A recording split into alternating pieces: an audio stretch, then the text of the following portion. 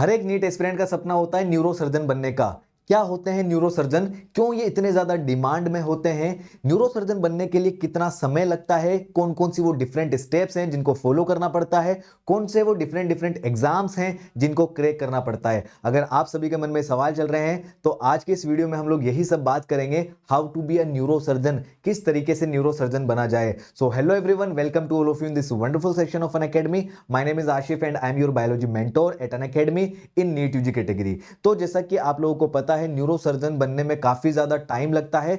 आज की इस वीडियो में हम ये भी बात करेंगे कि लाइफस्टाइल कैसी होती है न्यूरो सर्जन बनने की, डिफरेंट डिफरेंट स्टेप्स पे आप लोगों को कितनी अर्निंग हो सकती है। तो यहां पर मैंने पूरा का पूरा एक फ्लो चार्ट बनाया है जहां पर हम इजीली स्टेप बाय स्टेप सारी चीजों को समझते चलेंगे और इस वीडियो के बाद में आपको पूरा क्लियर हो जाएगा कि न्यूरो सर्जन बनने में कितना टाइम लगता है और कौन कौन सी डिफरेंट डिफरेंट चीजें आती है। ठीक है, तो वन बाय वन करके पूरी की पूरी स्टेप्स को समझते हैं। यहां पर इन पूरी 7 स्टेप्स के अंदर हम लोग समझ जाएंगे अच्छे से कि न्यूरो सर्जन किस तरीके से बना जाता है। सबसे पहली जो स्टेप आती है वो आती है आपकी क्लास 12th की। आपको क्लास 12th पास करनी है with subject PCB, physics, chemistry and biology. ये 3 सब्जेक्ट आपके 12th के अंदर होना चाहिए। अब 11th एंड 12th को पास करने में आपको 2 साल का टाइम लगता है, तो 2 साल का यहाँ पे ड्यूरेशन हमने इसमें लिख लिया है।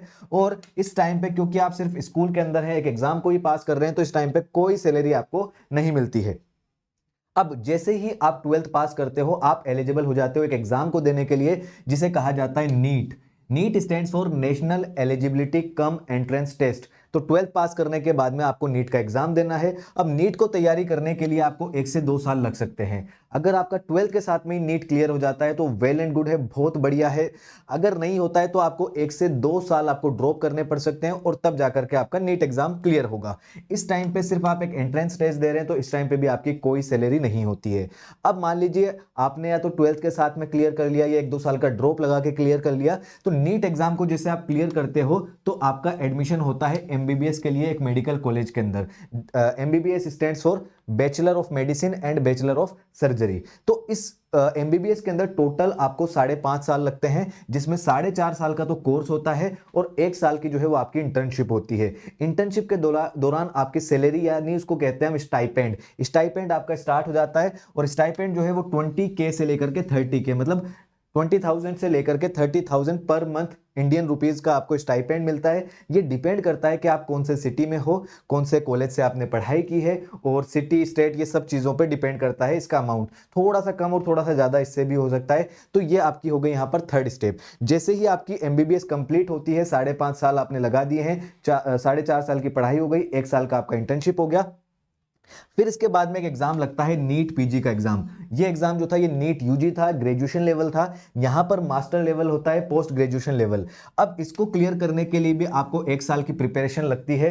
हो सकता है एमबीबीएस पूरी करने के साथ साथ में आपका इसका एंट्रेंस भी क्लियर हो जाए, तो बहुत अच्छी बात है। अगर नहीं होता है तो वही जैसे यहां पर ड्रॉप लेना पड़ा, वैसे यहां पर भी आपको प्रिपरेशन लेकर के ये एग्जाम को क्रैक करना पड़ेगा। ठीक है, अब बात करते हैं इस दौरान अगर आप मान लीजिए आप अपना किसी भी हॉस्पिटल के अंदर प्राइवेट या गवर्नमेंट में काम कर रहे हैं, तो वो सैलरी प्लस आपको कुछ एक्सपीरियंस हो चुका होगा, तो ऑलमोस्ट उतना ही अमाउंट आपको 30 to 50,000 आपको पर मंथ यहां पर मिल रहा होगा।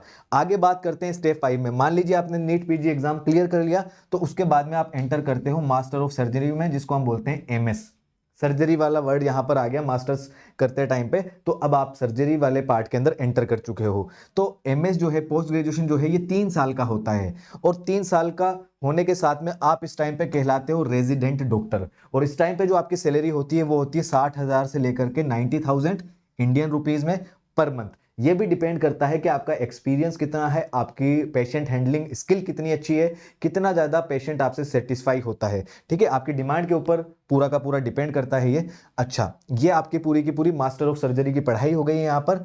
अब इसके बाद में स्टेप 6 जो है वो है सुपर स्पेशलिटी, सुपर स्पेशलाइजेशन, जिसमें आपका नीट एसएस का एक और एग्जाम लगता है। यहाँ पर नीट जो है एसएस का एग्जाम लगता है, मतलब टोटल 3 नीट हो गए आपके अभी तक। NEET UG, NEET PG and NEET SS. SS stands for super specialisation. Again आपको यहां पर 3 साल का फिर कोर्स करना पड़ता है। अब यहां पर आप कहलाते हो सीनियर रेजिडेंट डॉक्टर। इस दौरान आपको जो सैलरी मिलती है वो 1 लाख टू 1.5 लाख मिलती है। और जैसे जैसे आपका एक्सपीरियंस यहाँ पर बढ़ता जाता है वैसे वैसे सैलरी भी बढ़ती जाती है। और जब आप एक अच्छे एक्सपीरियंस डॉक्टर हो जाते हो तो आप कहलाते हो सर्जन। ओके, इस टाइम पे आपको सीनियर कंसल्टेंट भी कहा जाता है। और यहाँ पर जो सैलरी है वो आपकी 2 लाख से लेकर के 5 लाख प्लस हो सकती है। इवन इतना ज़्यादा होता है, मैं आपको बताता हूँ एक आइडिया। मान लीजिए आप किसी प्राइवेट हॉस्पिटल के अंदर जॉब कर रहे हो या आपका एक पर्सनल हॉस्पिटल है, तो वहाँ पर एक एक सर्जरी के 2 लाख रुपीस मिल जाते हैं। मान लीजिए आप पूरे दिन में ज्यादा नहीं तो अगर एक भी सर्जरी करते हो तो आपको 2 लाख के आसपास कोई भी प्राइवेट हॉस्पिटल दे सकता है। क्योंकि ये जो सर्जरी है यहां पर पहुंचते पहुंचते काफी सारे डॉक्टर तो या तो अपना प्राइवेट खोल लेते हैं हॉस्पिटल या कोई गवर्नमेंट हॉस्पिटल में जॉब करने लग जाते हैं। तो यहां तक पहुंच पाना बड़ा ही मुश्किल काम होता है। तो जो यहां पर ज्यादा पहुंचते हैं, मतलब जो न्यूरो सर्जन बनते हैं, उन डॉक्टर्स की काफी ज्यादा डिमांड होती है। लेकिन एक चीज और है, अब आप इतना ज्यादा हार्ड वर्क करके जब यहां पर पहुंचोगे तो सिर्फ पैसों के लिए आप नहीं जाओगे। और अगर आप पैसों के लिए आ भी रहे हो तो ये जो प्रोफेशन है आपके लिए नहीं है। क्योंकि यहां पर पैसों के साथ में आपका हार्डवर्क, आपका डेडिकेशन, पेशेंट के प्रति आपकी जो सिंपैथी है वो काफी ज्यादा इंपॉर्टेंट होती है। कई बार ऐसा ऐसा होता है कि आपका जो पर्सनल लाइफ है उसके अंदर भी आपको टाइम को थोड़ा सा निकालना पड़ता है। क्योंकि कई बार जो है पेशेंट की डिमांड इतनी ज्यादा आ जाती है कि आपको रातों रात उठ करके भी जाना पड़ सकता है सर्जरी के लिए। तो काफी ज्यादा डिस्टर्बिंग चीज होती है। तो अगर आप डेडिकेटेड है इस काम के अंदर, अगर इस काम में आपको मजा आता है तो आप इसको कर सकते हैं। सिर्फ पैसों के लिए आएंगे तो नहीं कर सकते, क्योंकि पैसा, ये चीज पैसों से बहुत ऊपर है। ये एक ऐसा प्रोफेशन है जहां पर लोग आपको भगवान तक मानने लगते हैं। ठीक है, तो आई होप आपको ये पूरी जर्नी काफी ज्यादा हेल्प की होगी इस पूरे के पूरे स्टेप्स को समझने में कि किस तरीके से आप सर्जन बन सकते हैं। तो आज की इस वीडियो में इतना ही। अगली वीडियो में कुछ ऐसे ही दूसरे प्रोफेशन के बारे में समझेंगे। तब तक के लिए bye bye, take care, thank you, see you all, have a good day, let's crick it.